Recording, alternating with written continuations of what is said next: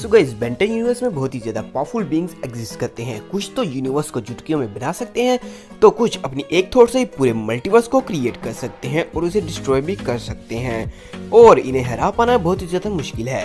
तो आज के इस वीडियो में हम टॉप 10 ऐसे कैरेक्टर्स को डिस्कस करेंगे जिन्हें हरा पाना इम्पॉसिबल से कम नहीं। मैं ये नहीं कह रहा कि इन्हें बिल्कुल ही हराया मारा नहीं जा सकता, क्योंकि ये फुल्ली ओमनीपोटेंट गॉड्स नहीं है और गॉड के अलावा हर किसी को हराया जा सकता है। तो आज के इस वीडियो में हम टॉप 10 ऐसे कैरेक्टर्स को डिस्कस करने वाले हैं जिन्हें हरा पाना इम्पॉसिबल से कम नहीं। जब इन्हें हराया ही नहीं जा सकता तो ऑब्वियस सी बात है इन्हें मरा भी नहीं जा सकता। सो ये लिस्ट कोई ऑफिशियल रैंकिंग लिस्ट नहीं होने वाली, तो इस लिस्ट को दिल पे ना लेते हुए वीडियो को लास्ट तक जरूर देखना और वीडियो को लाइक भी कर देना। आज के इस वीडियो का लाइक एम रखते हैं 500 लाइक और वीडियो का कमेंट एम रखते हैं 200 कमेंट। आई नो आप झटपट से ये एम पूरा कर दोगे, तो बिना किसी देरी के शुरू करते हैं आज की ये वीडियो। सो गाइस, इस लिस्ट में नंबर 10 पे जो कैरेक्टर रहता है वो है वर्डूना। सो गाइस, वर्डूना एक फुली फ्लेज्ड एनोराइट है जो कि यूनिवर्स के सबसे पावरफुल बीइंग में कंसीडर की जाती है, जिसे हरा पाना इम्पॉसिबल से कम नहीं। वर्डूना यूनिवर्सल लेवल बीइंग है और प्योर एनर्जी से बनी है, मतलब वर्डूना अनलिमिटेड माना को चैनल कर सकती है और वर्डूना ग्वेन और सनी से बहुत ही ज्यादा पावरफुल है। यूं कहें तो वर्डूना सबसे पावरफुल एनोराइट है। वर्डूना किसी भी और एनोराइट के पावर्स को कंट्रोल कर सकती है और वर्डूना कुछ हद तक रियलिटी रैपिंग भी कर सकती है।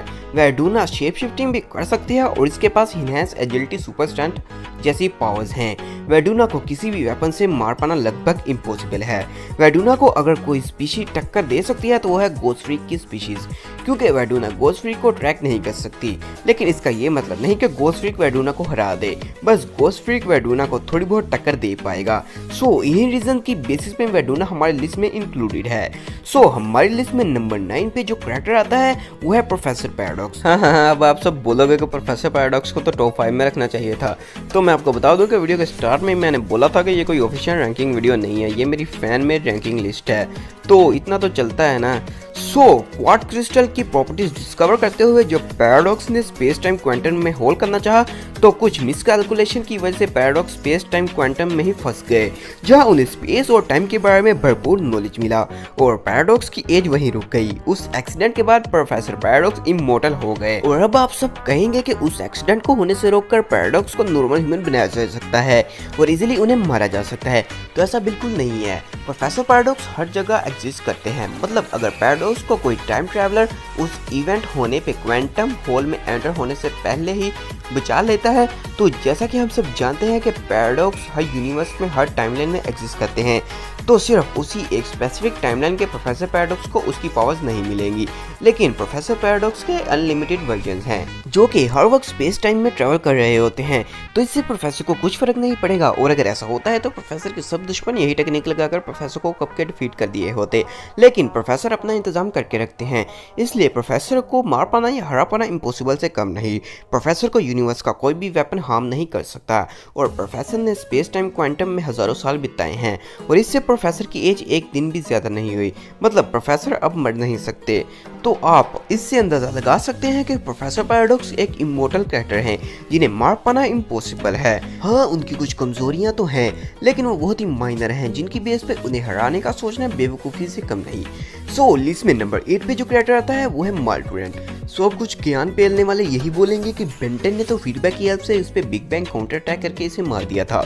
तो मैं आपको बता दूं कि माल्टुरेंट उस वक्त डिस्ट्रॉय नहीं हुआ था, बल्कि उस बिग बैंग की एनर्जी की वजह से माल्टुरेंट एक टाइम लूप में फंस गया था, जहां माल्टुरेंट बार बार जिंदा होता और बेन के हाथों मरता है, बिना ये जाने कि वो एक टाइम लूप में फंसा हुआ है। माल्टुरेंट की पावर्स भी टाइम बेस्ड हैं और इसे प्रोफेसर पैराडॉक्स से ज्यादा पावरफुल कहें तो शायद गलत नहीं, क्योंकि प्रोफेसर पैराडॉक्स अकेले इसे कभी नहीं हरा पाए थे। माल्टुरेंट टाइम को स्टॉप फॉरवर्ड बैकवर्ड कुछ भी कर सकता है। माल्टुरेंट एक टाइप का गॉड ही है, क्योंकि ये किसी की भी एज को कम या ज्यादा कर सकता है। ये टाइम में आगे पीछे ट्रैवल कर सकता है और टाइम में ट्रैवल भी करवा सकता है। माल्टुरेंट सभी क्रोनोसेपियन से ज्यादा पावरफुल है, यहाँ तक कि बेन 10,000 जो कि यूनिवर्स का सबसे पावरफुल ह्यूमन माना जाता है, वो भी इसे नहीं हरा पाया था। और बिग बैंग जो कि यूनिवर्स के क्रिएशन के लिए यूज किया जाना था, वो भी इसे डिस्ट्रॉय नहीं कर पाया था। तो इसे कौन डिस्ट्रॉय कर सकता है? हाँ, प्लैंचोकुले स्पीशीज अगर इसके साथ छेड़छाड़ी करें तो इसे वीक किया जा सकता है, लेकिन इसे फिर भी हराया नहीं जा सकता। तो इससे आप अंदाजा लगा सकते हैं कि माल्टुरेंट कितना पावरफुल है और इसे क्यों नहीं मारा जा सकता। इसलिए हमने माल्टुरेंट को इस लिस्ट में इंक्लूड किया है। लिस्ट में नंबर 7 पे जो कैरेक्टर आता है वो है हमारा अपना बेंटन। तो आप सब मेरे बेन को लिस्ट में इंक्लूड करने पे ऑब्जेक्शन नहीं लगा सकते। हाँ जानता हूँ बेन एक नॉर्मल ह्यूमन है, लेकिन गालियाँ देने से पहले सुन लो कि हमने बेन को इस लिस्ट में इंक्लूड क्यों करा। तो इसका मेन रीजन है ओमटिक का फेल सेफ फीचर। हाँ यार मानता हूँ कि बेन को विल गेट्स ने क्रोनोसेपियन टाइम बम की हेल्प से उड़ा दिया था, बेन को ही नहीं बल्कि यूनिवर्स के सब बेन्स को। लेकिन अगर ये फंक्शन उस वक्त एक्टिव रहता तो शायद बेन पे क्रोनोसेपियन टाइम बम का कुछ असर नहीं होता। ये मोड सिर्फ एक दफे एक्टिव हुआ था जब मार्टिन ने अनाइलाग से बिग बैंग करवाना चाहा था, तब ये मोड एक्टिव हुआ, जिसका मतलब यह है कि क्रोनोसेपियन टाइम बम की कुछ औकात नहीं अनाइलाग के सामने, क्योंकि बिग बैंग के दौरान ही वो मोड एक्टिव हुआ। मेरे अकॉर्डिंग ये फीचर बेन के डिस्ट्रॉय होते वक्त इसलिए एक्टिव नहीं हुआ क्योंकि विलगैक्स ने नो वॉच बेन को सिलेक्ट नहीं किया था और प्राइम बेन ने नो वॉच बेन को अपनी ओमट्रिक्स दे दी थी। तो ये एक फैन असम्पशन है कि अगर विलगैक्स सारे बेन्स को सिलेक्ट कर लेता तो शायद ये फंक्शन एक्टिव हो जाता और बेन को डिस्ट्रॉय होने ना देता, और इसी एक मोड की वजह से बेन हमारी लिस्ट में इंक्लूड हुआ है। और वैसे भी बेन को कभी कोई विलन नहीं रह पाया, तो मारेगा क्या मेरा घंटा। सो इन बेसिस पे बेन हमारी लिस्ट में अपनी जगह बना पाया है। सो गाइस हमारी लिस्ट में नंबर 6 पे जो कैरेक्टर आता है वो है बेन 10,000। सो हाँ यार बेन 10,000 को इस लिस्ट में इंक्लूड करने की मेन रीजन है उसकी बायोमेट्रिक्स। सो जैसा कि हम सब जानते हैं कि बायोमेट्रिक्स यूनिवर्स का सबसे पावरफुल वेपन है जिसमें मास्टर कंट्रोल भी ओपन रहता है। तो बेन के सोचने पर से ही बेन किसी भी एलियन में ट्रांसफॉर्म हो सकता है, बेन एलियंस के फ्यूजन भी बना सकता है और बेन के पास एलियन एक्स का 90 to 95% पावर का फुल कंट्रोल भी है। हाँ जानता हूँ कि क्रोनोसेपियन टाइम बम ने इसकी फाड़ दी थी, लेकिन उसकी थ्योरी भी तो मैं ऊपर बता चुका हूँ और वीडियो के स्टार्ट में मैंने बोला था कि इन कैरेक्टर्स की कुछ वीकनेस है, वो ये कम्प्लीटली गोड्स भी नहीं है, तो इन्हें हरा पाना पॉसिबल तो है लेकिन वो बहुत मुश्किल है। और बेन 10,000 के पास 1 मिलियन प्लस एलियंस का पावर्स है जिससे कि वो अनकिलेबल बच जाता है, मतलब इसे मार पाना या हरा पाना इम्पॉसिबल से कम नहीं। और वैसे भी अगर बेन 10,000 उस वक्त एलियन एक्स बना होता तो क्रोनोसेपियन टाइम बम इसका कुछ बिगाड़ नहीं सकता था।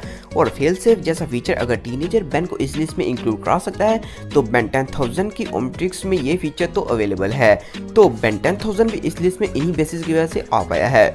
सो गाइस लिस्ट में नंबर 5 पे जो कैरेक्टर आता है वो है कॉन्टेम्लिया। तो कॉन्टेम्लिया डेमिगॉड हैं जिन्हें बेन 10 यूनिवर्स का क्रिएटर भी माना जाता है और इन्होंने ही बेन 10 यूनिवर्स को बनाया था, मतलब बिग बैंग करवाने के पीछे कॉन्टेम्लिया का ही हाथ था। कॉन्टेम्लिया इतने पावरफुल स्पीशीज हैं कि इनकी ट्रू फॉर्म देख पाना इम्पॉसिबल है, सिर्फ स्लिम बायोर से ही इनकी ट्रू फॉर्म देख सकते हैं, बाकी मार्टिन जैसे पावरफुल बीइंग्स भी कॉन्टेम्लिया की ट्रू फॉर्म नहीं दे सकते। कॉन्टेम्लिया को अगर बेन 10 यूनिवर्स का गॉड कहें तो ये गलत नहीं होगा, क्योंकि कॉन्टेम्लिया इमोर्टल बीइंग्स हैं जो कि ऑब्जर्वर हैं और जहाँ चाहे एक यूनिवर्स क्रिएट कर सकते हैं या किसी भी यूनिवर्स को डिस्ट्रॉय कर सकते हैं। जहाँ इनका ट्रू फॉर्म देख पाना इम्पॉसिबल है तो किसी भी फाइट में इन्हें हरा पाना पॉसिबल कैसे हो सकता है, कमेंट करके जरूर बताइएगा। कॉन्टेम्लिया का अपीयरेंस सिर्फ एक ही एपिसोड में कुछ मिनट्स के लिए हमें दिखाया गया था, इसीलिए कॉन्टेम्लिया के बारे में हमें इतने ज्यादा फीड्स नहीं मिले, लेकिन 7-8 मिनट के ही अपीयरेंस ने कॉन्टेम्लिया को इस लिस्ट में इंक्लूड करा दिया। तो सोचो कॉन्टेम्लिया कितने पावरफुल बीइंग्स होंगे। सो हमारी लिस्ट में नंबर 4 पे जो कैरेक्टर आता है वो है एलियन एक्स। हाँ यार जानता हूँ आप सब बोलेंगे कि एलियन एक्स नंबर 1 पे होना चाहिए था, लेकिन रुको, नंबर 1 पे एलियन एक्स से भी पावरफुल कैरेक्टर है। सो जैसा कि आप सब जानते हैं कि एलियन एक्स कितना ज्यादा पावरफुल बीइंग है। एलियन एक्स एक गॉड है जो कि इमोर्टल बीइंग है। हाँ जानता हूँ कि एलियन एक्स की एज बढ़ती है, लेकिन ये मिलियन टू बिलियन ईयर्स तक जिंदा रहते हैं, मतलब ये इमोर्टल ही हुए और एलियन एक्स यूनिवर्स क्या मल्टीवर्स तक को क्रिएट या डिस्ट्रॉय कर सकता है, तो इसे हरा पाना और इसे मार पाना किसी के बस में नहीं। एलियन एक्स की बॉडी को डिस्ट्रॉय नहीं किया जा सकता और जहाँ एक बीइंग की बॉडी को डिस्ट्रॉय नहीं किया जाता वहाँ उसे घंटा मारा जा सकता है, मारना तो दूर की बात, एलियन एक्स को उसकी जगह से हिला पाना ही एक बहुत ही पावरफुल फीट कंसीडर किया जाएगा। So guys alien X reality wrapping space time manipulation तक कर सकता है, तो एलियन एक्स को हरा पाना या मार पाना इम्पॉसिबल से कम नहीं। हाँ बेबी एलियन एक्स के पावर को अब्सॉर्ब किया जा सकता है, लेकिन यहाँ एलियन एक्स की बात हुई ना कि बेबी एलियन एक्स की, तो यही रीजन है जिन बेसिस में हमने एलियन एक्स को इस लिस्ट में इंक्लूड किया। सो गाइस लिस्ट में नंबर 3 पे जो एलियन स्पीशीज आती है जिन्हें हरा पाना बिल्कुल भी पॉसिबल नहीं। हाँ यार ये स्पीशीज तो इतनी पावरफुल है कि इनके बच्चे ही ऐसे टॉयज से खेलते हैं जो कि पूरी की पूरी गैलेक्सी की गांड फाड़ दे। तो आप जान ही गए होंगे कि मैं किन स्पीशीज की बात कर रहा हूँ, तो वो स्पीशीज है नेल्जियन। हाँ यार नेल्जियन की 5 से 10 मिनट की अपीयरेंस ने ही मुझे मजबूर कर दिया कि मैं नेल्जियंस को इस लिस्ट में इंक्लूड करूँ। नेल्जियंस के बच्चों के खिलौने ही इतने पावरफुल रहते हैं कि बेन 10 जो कि यूनिवर्स का सबसे पावरफुल बीइंग माना जाता है, नेल्जियन के बच्चों के खिलौने ही बेन को इतनी कड़ी टक्कर दे रहे थे कि बेन को ऑलमोस्ट उस टॉय ने हरा ही दिया था। और नेल्जियंस की एज मिलियंस ऑफ ईयर्स होती है, जहाँ इनके बच्चों की एज 30 लाख साल होती है, तो आप सब हिसाब लगा सकते हैं कि नेल्जियंस की एक्चुअल एज तो बिलियंस ईयर्स होगी। नेल्जियंस 26 डायमेंशन में ट्रैवल कर सकते हैं, जहां हम नॉर्मल बीइंग सिर्फ 3 डायमेंशन में ही ट्रैवल कर सकते हैं। यार इनके बच्चों के टॉयज ही ओमटिक्स जैसी टेक को सरपास करते हैं, तो इनके एक्चुअल वेपन्स कितने पावरफुल होंगे और ये खुद कितने पावरफुल बीइंग होंगे। नेल्जियंस आंख झमकते ही किसी भी डायमेंशन में ट्रैवल कर सकते हैं, तो इनके अटैक से बच पाना या इन पर अटैक कर पाना ही इम्पॉसिबल है, क्योंकि आपके अटैक करने से पहले ही नेल्जियंस किसी और डायमेंशन में ट्रैवल कर चुके होंगे। और वैसे भी जब इनके बच्चों के खेलने की चीज़ ही ओमटिक्स से ज़्यादा एडवांस है, तो आप अंदाजा लगा सकते हैं कि नेल्जियन कितने ज़्यादा पावरफुल हैं और कोई भी वेपन इनका कुछ भी बिगाड़ नहीं सकती। सो इन्हीं बेसिस पे नेल्जियन नंबर 3 पे आते हैं। सो नंबर 2 पे जो स्पीशी आती है वो है डैगन। हाँ जानता हूँ नेल्जियंस नंबर 2 पे होने चाहिए थे, लेकिन ये कोई ऑफिशियल लिस्ट नहीं, तो कोई जहाँ भी हो इट डजंट मैटर, मेरे लिए सब एक ही पोजीशन डिजर्व करते हैं, नंबरिंग तो सिर्फ रिजेम्बलेंस के लिए है। सो जैसा कि आप सब जानते ही हैं कि डैगन 5th डायमेंशनल बीइंग है और डैगन ने सिर्फ एक यूनिवर्स को नहीं बल्कि सेवरल ऑफ यूनिवर्स पे कब्जा किया हुआ है। डैगन की पावर सिर्फ 5% थी जब इसे कोई भी नहीं हरा पाया था, तो हिसाब लगाएं अगर डैगन के पास उसका हार्ट होता तो उसे कौन हरा पाता। हाँ जानता हूँ सर जॉर्ज ने उसे हराया था, लेकिन सिर्फ हरा ही पाया था, लेकिन सर जॉर्ज उसे मार नहीं पाए थे। डैगन इतना ज्यादा पावरफुल बीइंग है कि ये यूनिवर्स किसी भी बीइंग को अपना गुलाम बना सकता है और बैंक का कोई एलियन भी डैगन का बाल भी उखाड़ नहीं पाया था, यहाँ तक कि उसका 5% पावर से सर जॉर्ज उसे हरा नहीं पाए थे। I don't know first time dragon को सर जॉर्ज ने कैसे हरा दिया था। डैगन एक यूनिवर्सल लेवल बीइंग है जिसे ना तो वे भी हरा पाया था और ना ही सर जॉर्ज, वो तो भला हो विलगैस का जिसने डैगन को ऑब्जर्व कर दिया और यूनिवर्स को बचा लिया। सो इन्हीं बेसिस में डैगन हमारी लिस्ट में इंक्लूडेड है। सो हमारी लिस्ट में नंबर 1 पे जो कैरेक्टर आता है वो है नैनोमैक। कोई ना यार मजाक कर रहा था, आपको क्या लगता है कौन हो सकता है नंबर 1 पे, क्योंकि एलियन एक्स को तो हम पहले इंक्लूड कर चुके हैं।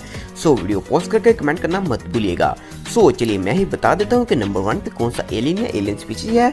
तो हमारी लिस्ट में नंबर 1 पे जो एलियन स्पीशीज आती है वो है सेलेस्टियल सेपियन स्टारबीड। या गाइस स्टारबीड हमारी लिस्ट में नंबर 1 पोजीशन डिजर्व करता है, क्योंकि स्टारबीड सबसे ओल्डेस्ट सेलेस्टियल सेपियन है जो कि अभी तक दिखाया गया है हमें बेन 10 सीरीज में। स्टारबीड एक टाइप से एलियन एक्स से भी ज्यादा पावरफुल माना जाता है। जहाँ एलियन एक्स एक थॉट से मल्टीवर्स क्रिएट या डिस्ट्रॉय कर सकता है, तो स्टारबीड को अपनी 6th सेंस की जरूरत भी नहीं पड़ती होगी, वो तो बस सोचता होगा और मल्टीवर्स बन जाता होगा। सो गाइस मुझे ज्यादा डिटेल में जाने की जरूरत नहीं, क्योंकि आप सब एलियन एक्स के पावर्स को तो ही जानते हैं। वहाँ ऑब्वियस सी बात है कि स्टारबीड एलियन एक्स से ज्यादा पावरफुल है, सो इसके पावर्स एलियन एक्स से भी ज़्यादा इन्हेंस होंगे और स्टारबीड को डिस्ट्रॉय करना या हरा पाना इम्पॉसिबल से कम नहीं। सो इन्हीं बेसिस में मैंने स्टारबीड को नंबर 1 पे रखा है। सो गाइज कैसी लगी आपको ये लिस्ट, और अगर आपको लगता है कि किसी एलियन स्पीशीज को मैंने इस लिस्ट में इंक्लूड नहीं करा और वो इस लिस्ट में अपनी पोजीशन डिजर्व करती थी, तो कमेंट करके बताना मत भूलिएगा। मैं इस वीडियो के पार्ट 2 में उन कैरेक्टर्स को भी कवर करना नहीं भूलूंगा। वीडियो पसंद आई हो तो लाइक करके शेयर करना मत भूलिएगा और हमारे लाइक एम को भी पूरा कर दीजिएगा। सो मैं मिलता हूँ ऐसी किसी और इंटरेस्टिंग वीडियो में, तब तक के लिए स्टे ट्यून्ड एंड सायोनारा।